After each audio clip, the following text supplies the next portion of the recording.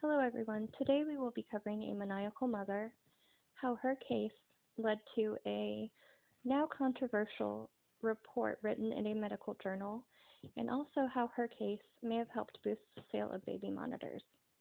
Hello everyone. Today we will be discussing Waneta Ethel Nixon, who was born in Richfield, New York, and dropped out of Newark Valley High School in the 10th grade to marry her boyfriend Tommy Hoyt.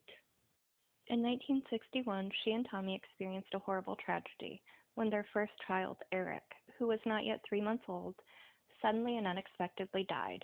Doctors couldn't find an obvious cause for his death. He had simply stopped breathing and passed away. The following year, they welcomed another son who they named James. He too abruptly and mysteriously passed away. It was only after the couple lost a third infant, Julie, in 1968 that the Hoyts turned to Alfred Steinschneider, a medical researcher in Syracuse, New York, who specialized in sudden infant death syndrome.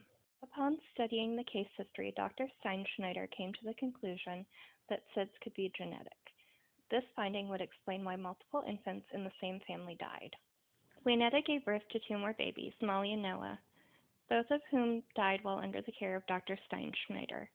Several years after the death of their last child, the Hoyts adopted a son who they named Jay. He thankfully had a healthy childhood and grew up fine. Dr. Steinschneider published a landmark paper in 1972 in the Journal of Pediatrics. In this paper, he argued that SIDS could be hereditary and was related to sleep apnea. This paper was a huge success, and the sale of sleep monitors, which he had recommended, was booming. For over 20 years, the Hoyts, who were known as the H family in the paper, served as a sad example of multiple SIDS death in the same family.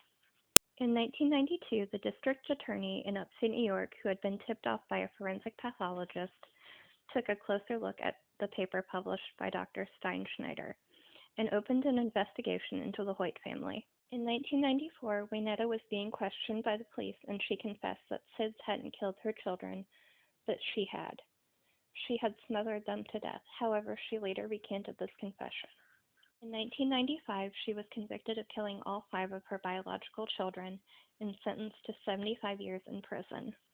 15 years for each murder to be served consecutively, and in the years since, it has been speculated that Waneta had suffered from Munchausen syndrome by proxy. This theory, however, isn't universally accepted.